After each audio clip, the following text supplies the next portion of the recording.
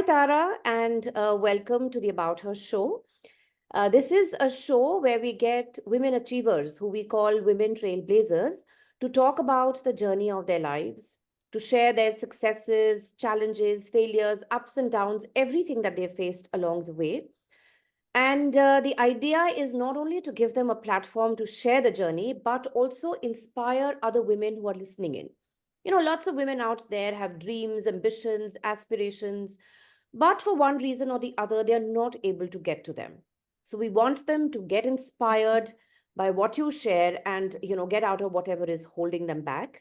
And eventually, we want to build a community of women who are there to support, empower, mentor, and be there for each other.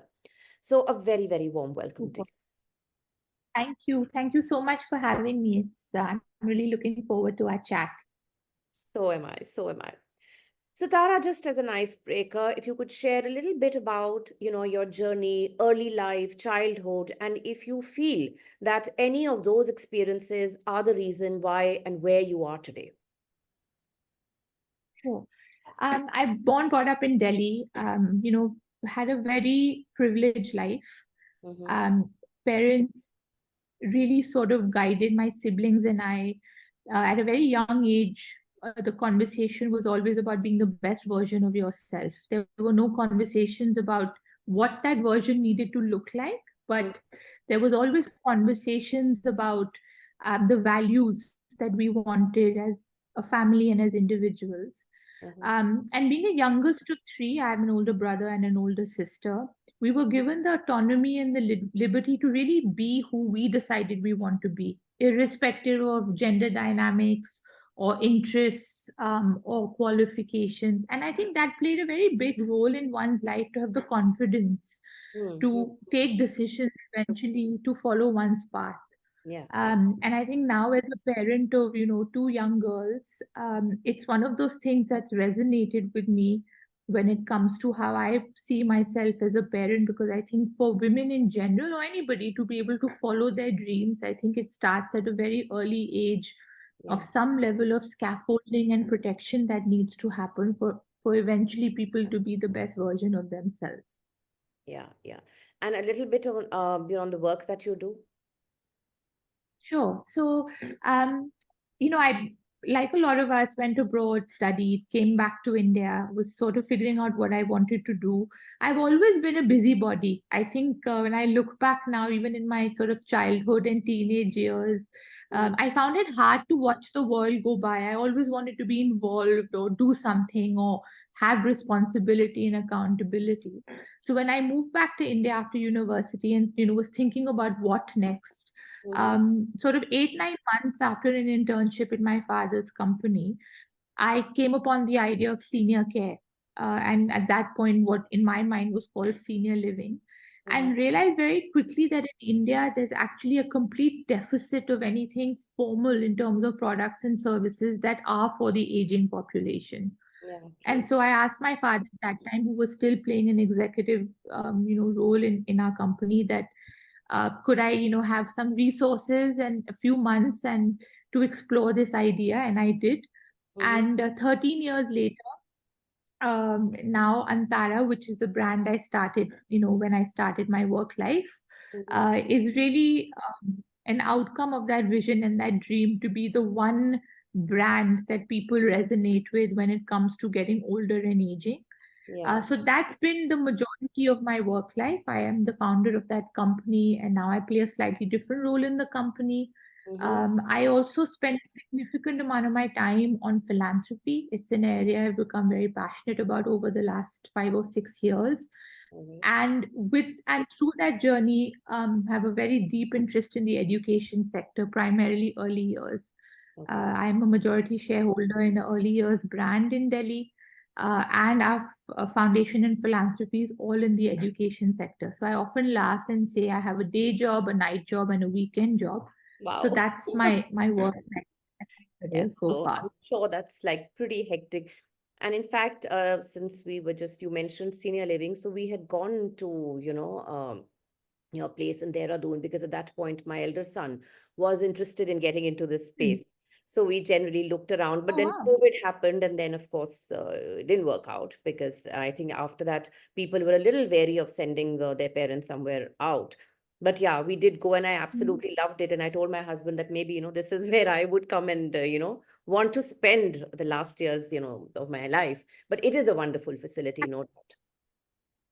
Thank you. And actually, it's been interesting, but COVID was actually a game changer for us. We sold out in as COVID started to retreat. We actually sold out all our balance apartments, and now there's a long wait list for Antara Dehradun, because people actually, the reverse happens, Sangeeta. I think people started to really value the sense of community, and Hmm. they started to value having their parents in an ecosystem that was really conducive to aging in place.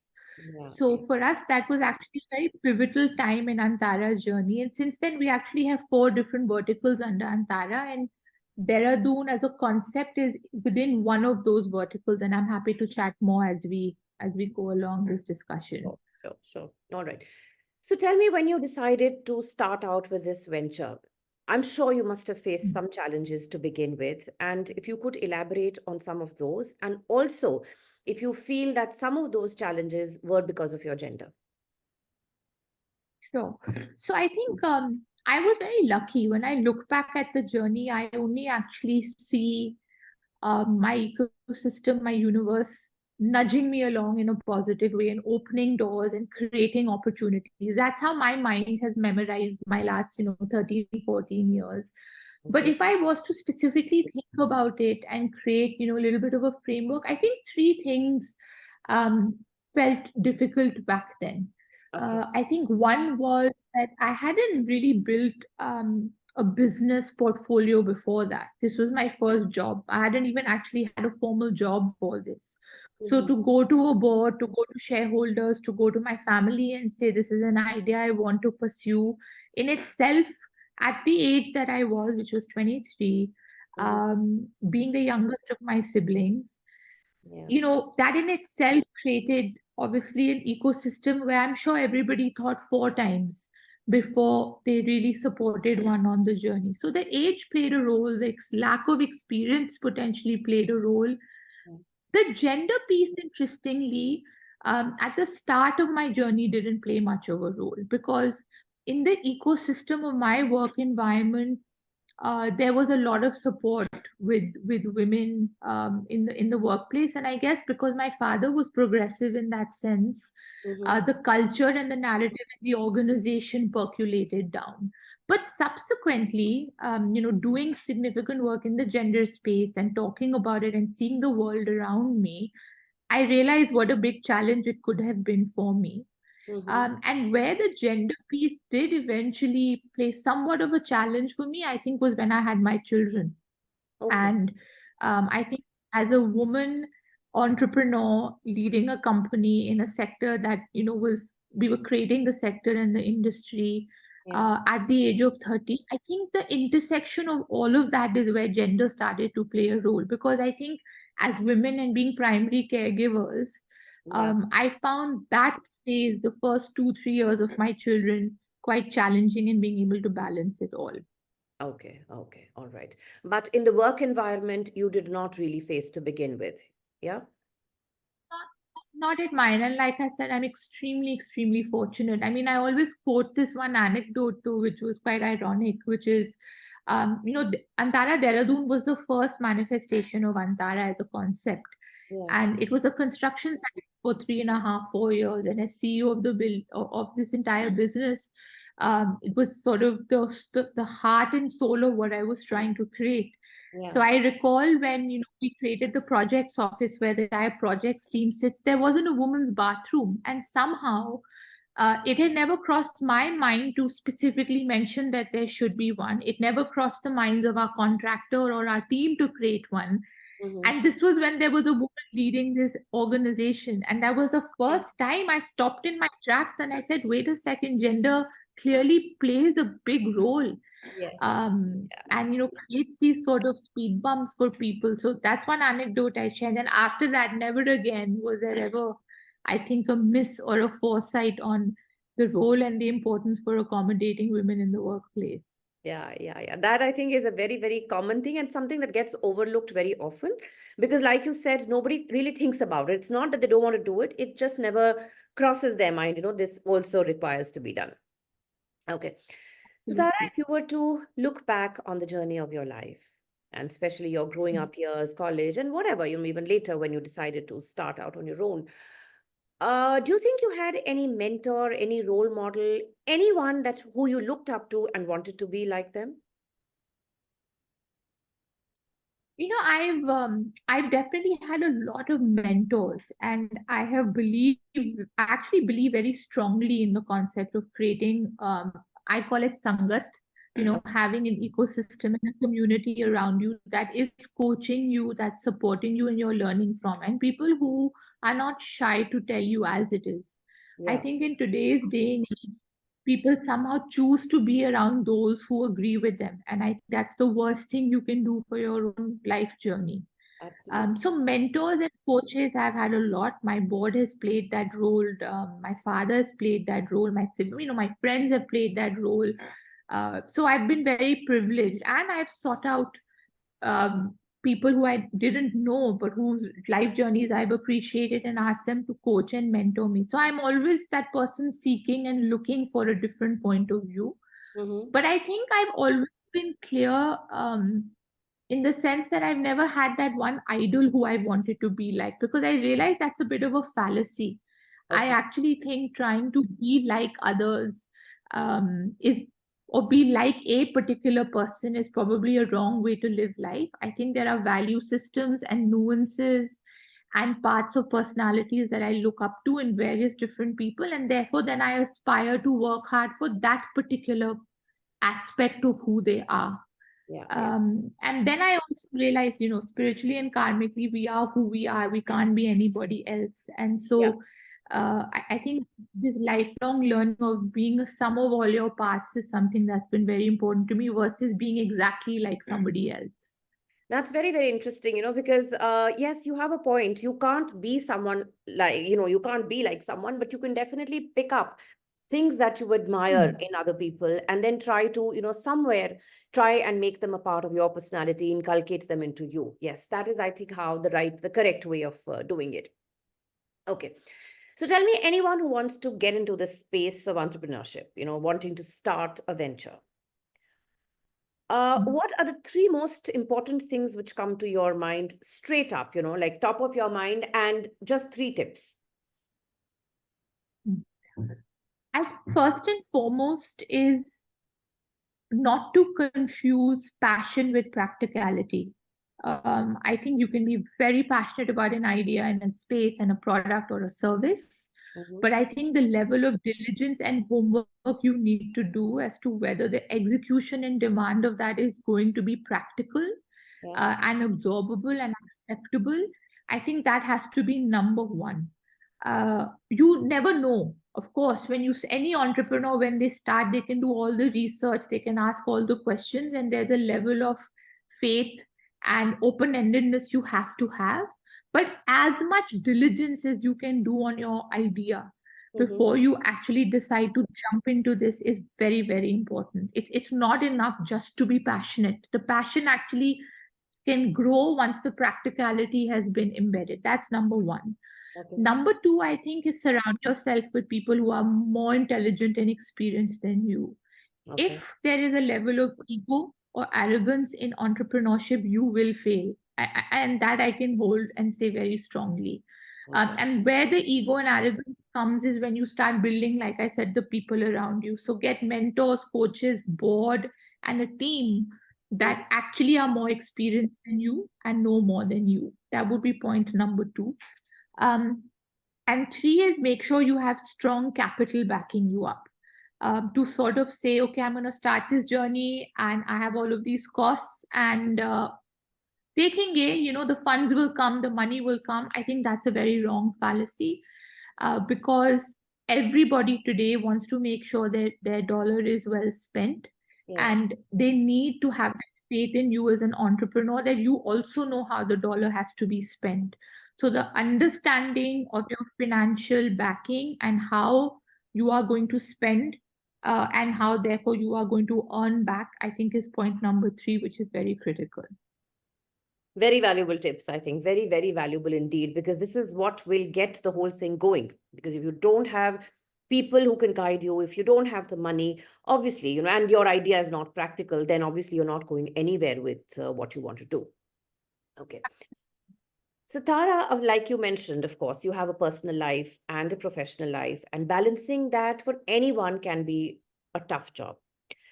But then, if we look at the society in which we live in, there are greater expectations out of women than men when it comes to balancing these two roles.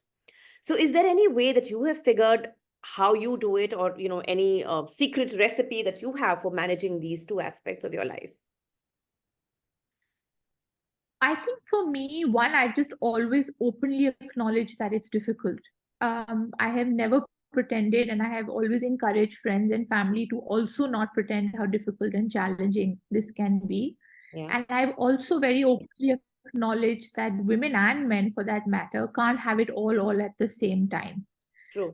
Through your life journey, you definitely have opportunities to tick all the boxes that you may aspire for yourself, but to tick all the boxes all at the same time with the same level of outcome and intensity is impossible. There's not a human being in the world who's been able to do it. So, Yeah. like the age-old saying, you have to give up a little bit to get a little bit. It's very true, and I've always openly acknowledged that. So that's a second way of how I deal with it. The Mhm. third way is that I have become very dogmatic about saying no. There are multiple things that I feel now very intuitively and clear about not wanting to do, and I'm not embarrassed about it. And I'll openly say that, look, these are just things that I don't do. And Mm. that's, point number 3. And I think all of us as human beings need to become very emphatic about what is no for us. It may be very different for you and for me, but I think having awareness of what to say no to is a huge one for me. Yeah. And lastly, I'm just very grateful and privileged to have a support ecosystem. Mm. I have family that pitch in with my children and my home life beautifully. I have caregivers in my home who, take care of my children like they are their own. Mm. And I just solicit and seek that support very openly. And lastly, I'm a very planned person. I think being organized and being planned definitely helps this balance a bit better. So I'm not spontaneous or fluid, and I don't go with the flow as a personality in any case. But I think now more than ever, I don't. But all of these 4 or 5 things make me feel very rooted and comfortable and actually grateful, therefore, for all of the things that I'm juggling. That's actually, you've covered it mostly, because these are the kind of things where I think a lot of us lag behind, and then, we are all over the place. And I think the most important thing, which I have also realized, over a period of time, is the ability to say no. First of all, know that you want to say, and then say it. Many times we don't say it because we feel it'll hurt the other person, or, what will they say? There is an element of judgment, but I think we should just move beyond all this. And I can't do it, period. That is how it should be. Yeah. And I have actually found there's almost a level of extra respect and love that gets built in your relationships when you are that honest with someone. Yes. Because I feel that one, we give ourselves more importance than we need to. When we say, I have to do this, or I have to go there, or I have to be there, you actually don't, because not very many people genuinely will remember you or value Yeah. um, in that ecosystem. And that's not to be cynical, but everybody has a limited bandwidth. So when you're honest with others and say, I'm just unable to do this because of this, and Mm. you're honest with them, I almost feel like the level of respect and affection has grown in those relationships. And I wish more people did it. So I'm trying. I haven't got where I would love to get, but I'm slowly on that path, because you also have to be compassionate and empathetic to other people and find the right balance. But I think as a fundamental, being able to be honest with those around you is helpful. Yeah. See, once you get the realization, then you can, of course, work on it. It's always, work in progress. But okay, Tara, like life is full of ups and downs. There are happy times and there are times which are not so happy, like when we have to face setbacks in life. But even while we are facing them, we know we have to stay the course and we have to move on. But sometimes it gets a little difficult. So how do you cope with such moments or such times in your life? I think I've had the luxury, Sangeeta, like I said, growing up. Um, I think as a family, we had very real conversations. We didn't live in a bubble. We from a very early time. My parents are both spiritual and religious, Mm-hmm. and so we would talk a lot growing up about the realities of life, both from the lens of Sikhism, the lens of Hinduism, Buddhism as well. One of my gurus is Buddhist gurus. So I think very early on, one realized some of the fundamental truths of existence, right? The concept of not being attached, the concept of multiple lives, and therefore what you think, what you say, what you do contributes to many lives to come. Mm-hmm. The impermanence of everything.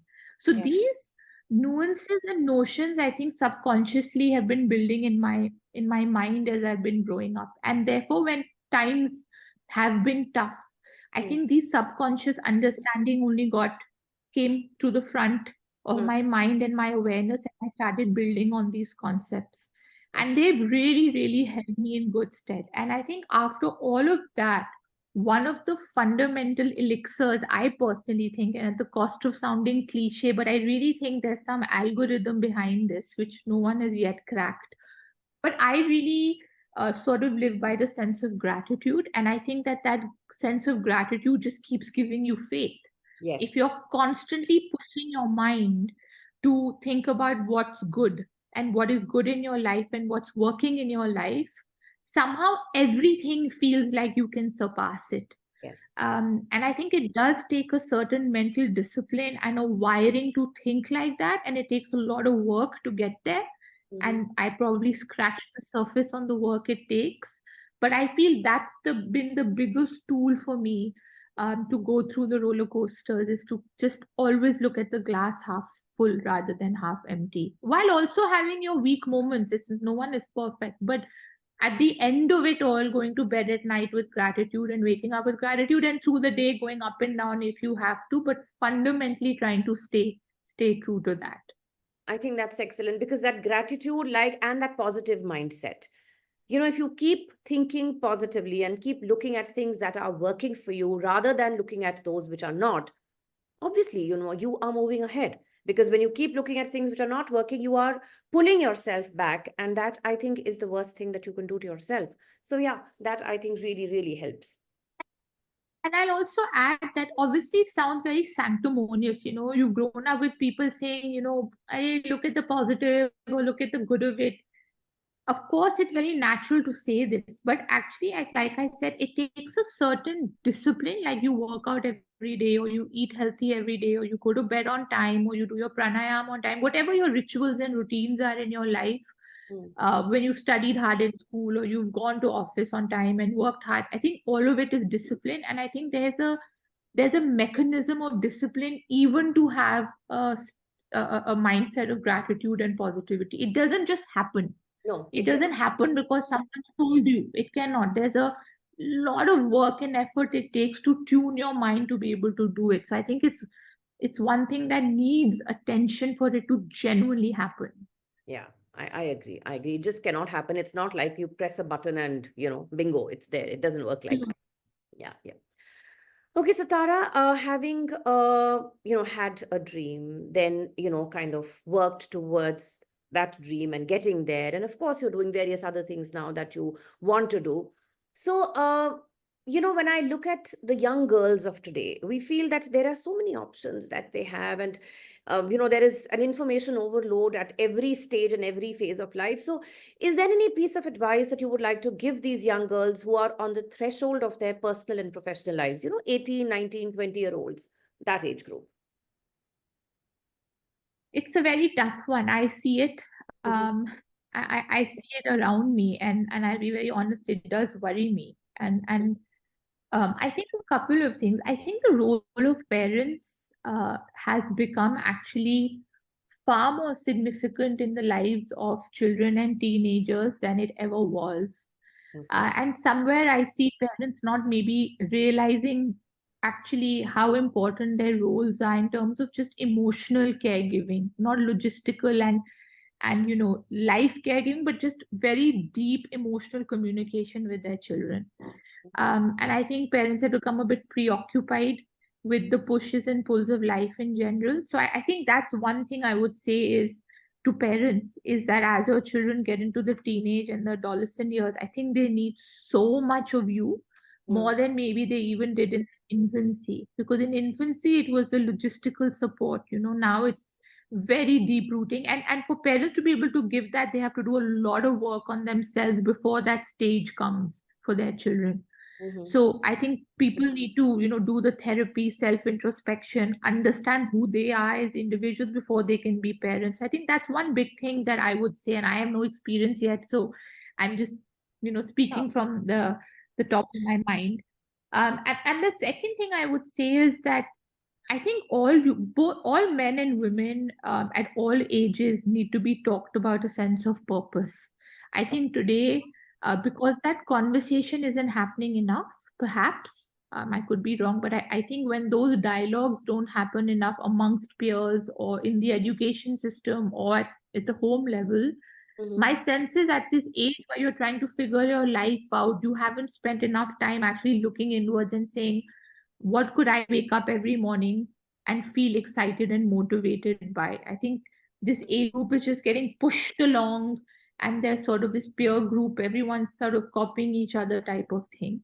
Okay. Um, I think these would be the only two things I could say. I don't want to talk about social media and technology because this is just the reality of our world and there's nothing we can do to change it. But Mm-hmm. I think the early years are very, very important to get to a stable point at age 18 and 19. And I think encouraging people to work, to go to college, to have the discipline while you're at college and get a job the minute you're out, done with college. I think it's an extremely important thing that we need to encourage. And whatever that job may be, someone may decide that they want to plant trees from 9 a.m. to 5 p.m. every day. I think that's extremely noble in itself. But to have structure and routine and discipline and literally start earning the day you graduate, I think is a very big one. Assuming that you are going to college, otherwise, I think to start earning even before is Yeah. important. So you think that even now girls need to be spoken about financial independence more? I mean, boys, of course, they know they do it. But for girls getting out there, you think we need to speak about this a bit more than what we've been doing in the past? 100%. I mean, financial independence and financial management and literacy and awareness with women is in India. Yeah. And if you even slice and dice demography, city, income, backgrounds, it's so poor Mm. that we haven't really done jobs to also encourage other women to understand the basics of financial management and literacy. I actually hosted a lunch 2 weeks ago on financial literacy. We got 35 women together and talked about it, Okay. all from privileged backgrounds, people who have access to wealth. 70% of that group, for example, didn't even know what existed in their portfolio as a family. Yeah. More than 50% didn't do budgeting and expenses. So 60% didn't have a succession plan in place. So these are women in their over their 40s who have children who are now in their teenage years. So Mm. at a very young age, we need to, induct women into saying independent bank accounts. This is how you budget. This is how you grow your money as an investor, whether it's 10,000 rupees or 10 lakh rupees. You have to get a job. You have to have income coming in every month. Yeah. I think these are very important conversations to have, irrespective of your affluent levels. I think the fundamentals still stay the same. I agree. I agree. I think it's like across board, every woman should understand that. Whether you have wealth or you don't have, but whatever it is that you have, how you're going to manage it. First of all, get to a level where you have it. And then, of course, how you manage. Mm. Both are equally important. And I think you're right. We're sadly, sadly lacking in this. Yeah. So, Tara, we can see that when it comes to women's progress and evolution, we are moving, and you see, more and more women getting educated, working, and not only that, but reaching, the pinnacle of success, so to say, and, getting to their goals and ambitions. But still, we have miles to go. So, if you were to look around you, what do you think are still, I mean, some of the barriers, some of the challenges that women are facing despite all the progress that's taking place? So yeah, I'll try and be a bit generic because I think that the answer could be potentially different for different income brackets. Okay. But Yeah. if I were to take a few things that I think could apply is, um, one, it is true that still households and families are not as comfortable to spend on their children, on their girl child education as it is for boys. So the sort of disparity starts at that level in itself. Yeah. So Yeah. at that stage, IQ, EQ, none of it matters. You just don't have a chance in the education system. And as we specifically in a country like India, without that backing of an education qualification, you can't really grow in life. Yeah. So I think that's the starting point, but that is shifting. I think there's a lot of work that's happening on that space specifically. I think where the big clincher is, which is the generic one that applies to all income brackets, is this role and responsibility of caregivers. And I think I had touched upon that previously as well. Mm. And in your question also, you had touched upon it earlier that inherently there is still a wiring that women have to play multiple roles, Yeah. which span from your home life to your work life. And Yeah. the main role in your home life, therefore, is the caregiving role. Is Yeah. for women who have children.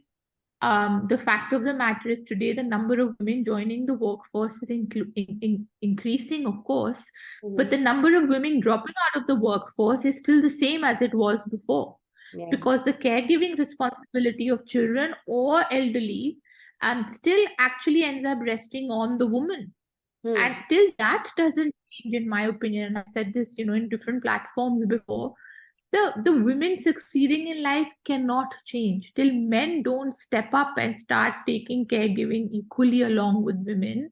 Hmm. It Hmm. cannot change, because if you then end up spending money on caregiving, then you also still can't rise in your career, because you will always feel, whatever I'm earning is going into caregiving. Is it really worth trying to juggle as many things as I am at the cost of my own sanity?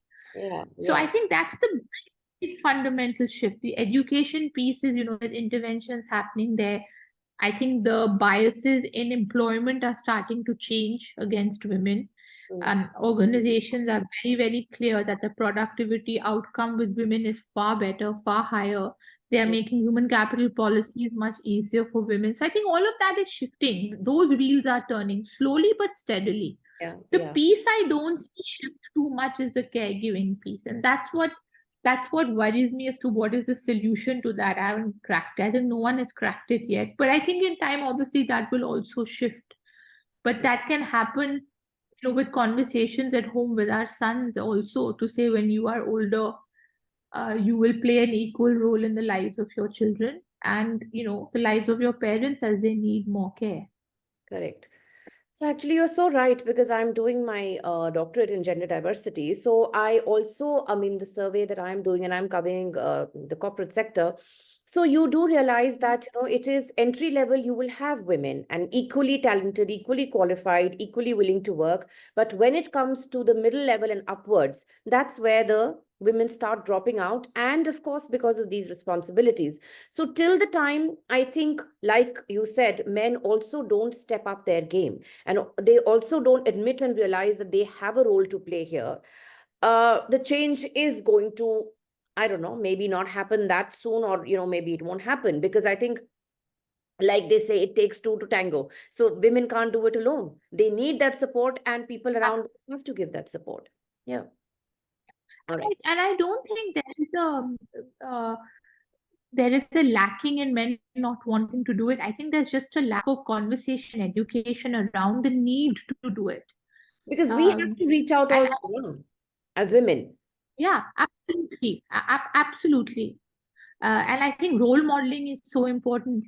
Today I see my husband playing that equal role because he saw his parents being able to do that beautifully. So there's a role modeling. He and his brother grew up seeing my father-in-law play a big part in their day-to-day lives, other than just showing up in the evening, cuddling with them, saying good night, and that was Yeah. it. Yeah. Yeah. So I think role modeling is extremely important. You can have as many conferences and conversations, but till you don't sort of do it in your own home, the subconscious can't start to absorb and adapt to that being the new norm. So I think there's a long way to go, but we have to start somewhere. Absolutely, that's true. So tell me, Tara, when you're talking about raising this level of consciousness, or we're talking about having conversations about it and then imbibing, what we talk about. So what do you think platforms like the one we are on currently, so these are platforms where women get to talk and their voices, like they get to express what they feel. So how do you think these kind of platforms can help change the narrative? It's age old, for generations and centuries. Mm. uh, for any shift to happen, it has to be a collective movement. No single voice has ever been able to change anything. Right. And so a platform like this is essentially building that collective. It's making people feel part of a community where they understand they are A, not alone, Yeah. and B, that the power of collective voices can actually make an impact, and three, that there is so much to learn from one another and others' stories and life experiences. For me personally, that's been my biggest gift that has been given to me, is to have access to people through whose stories I have learned. Mhm. And this is exactly what this wonderful platform does, because there could be one little thing that you know all of us on this platform could have said that someone else could have thought of. That's how change starts.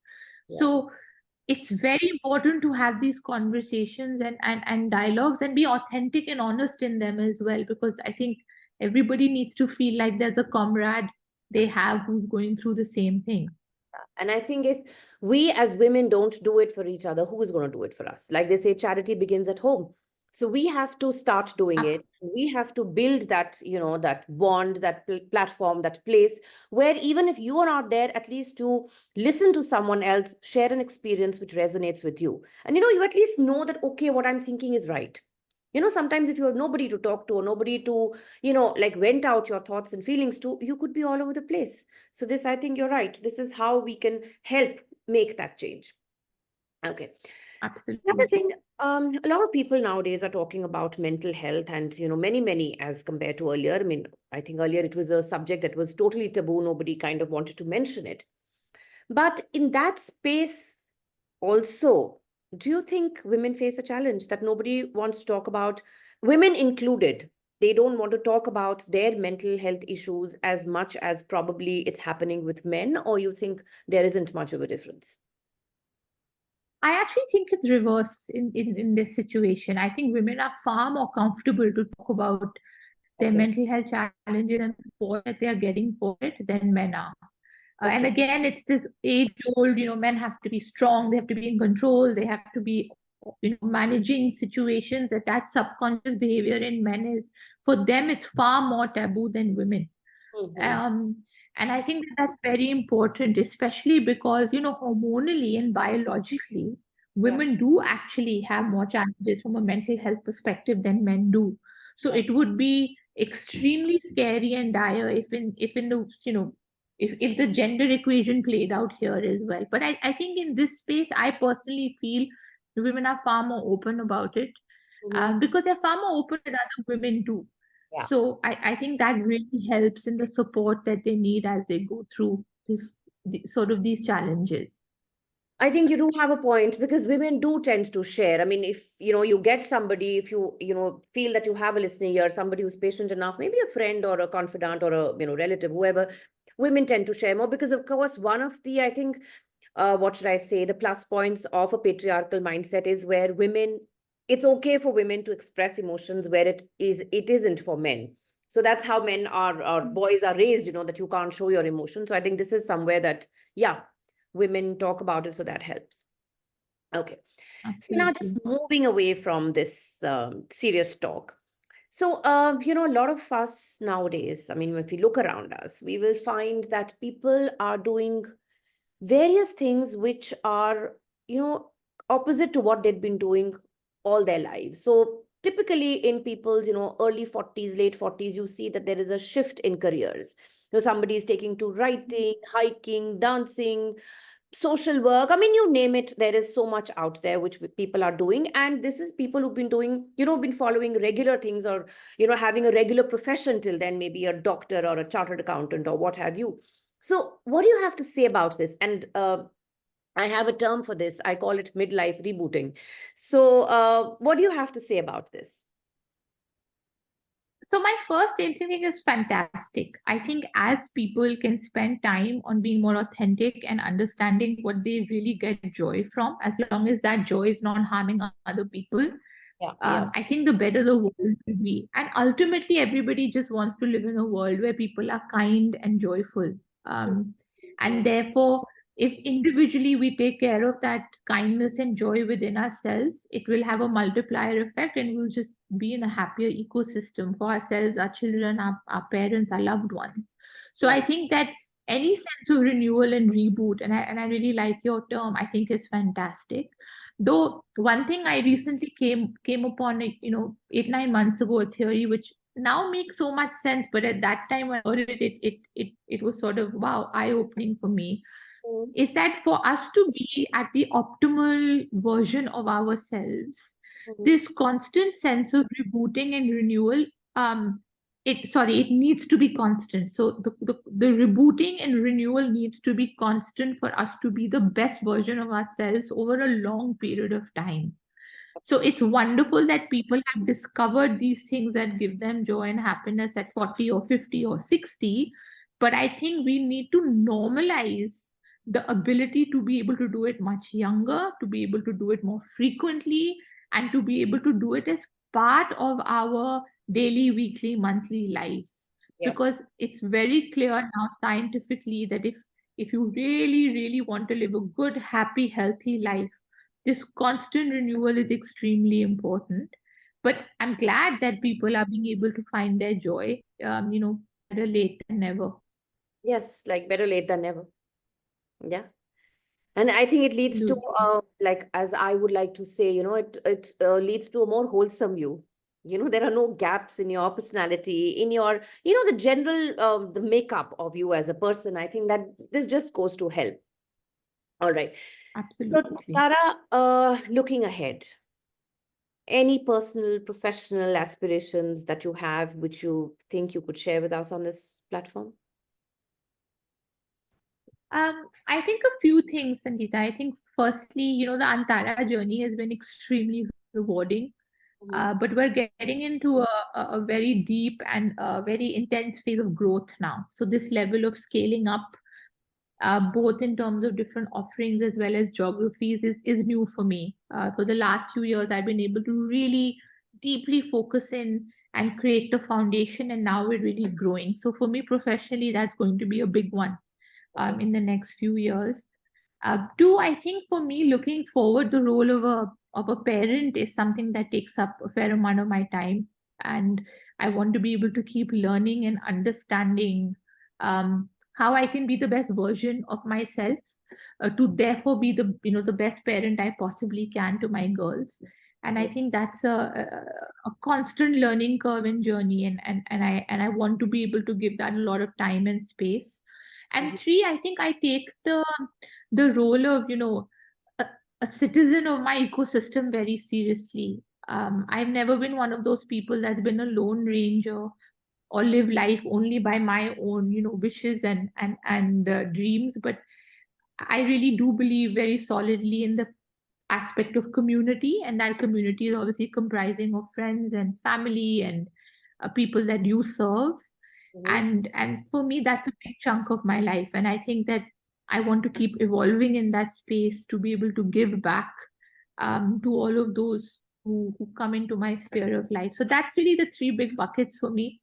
Okay. And I think they'll always be the three big buckets for me, I think, at any stage of life that I'm at. All the best to you. I'm sure you will, be as successful as you are now, because, it's the thought. If you have that thought, and if you not only the like the clarity in terms of the thought, but then the desire to put in the effort, I strongly believe that you can get to wherever you want to. So all the best. Thank you. That's right. So now we are doing the rapid fire. Okay. Okay, so 5 Ready. quick questions. So if your life as an entrepreneur was made into a movie, who would you want to play your role? I think Julia Roberts. Oh, I've wow. always admired her. I I'd love love, I'd it. love her. to play that role. Okay, great, great. All right. So, I guess despite your busy schedule, you do like to read and listen. So, a favorite book or a podcast? That's a simple one. I think the favorite book will perennially be The Prophet by Khalil Gibran. Okay. I refer to it all the time at all of my life stages. All And right. podcasts I've actually just gotten into recently, and I'm just absolutely loving Dr. Rangan Chatterjee's podcast at the moment. I mean, he's just fantastic. So Okay. that's my series right now that I'm loving. Okay. So the next one. How do you celebrate the cracking of a big business deal? I just thank God every Okay. time, um, just with gratitude. All right. Okay. So of course, you have your venture and I'm sure you're leading a team, as you know, every entrepreneur does. So one word to describe your leadership style.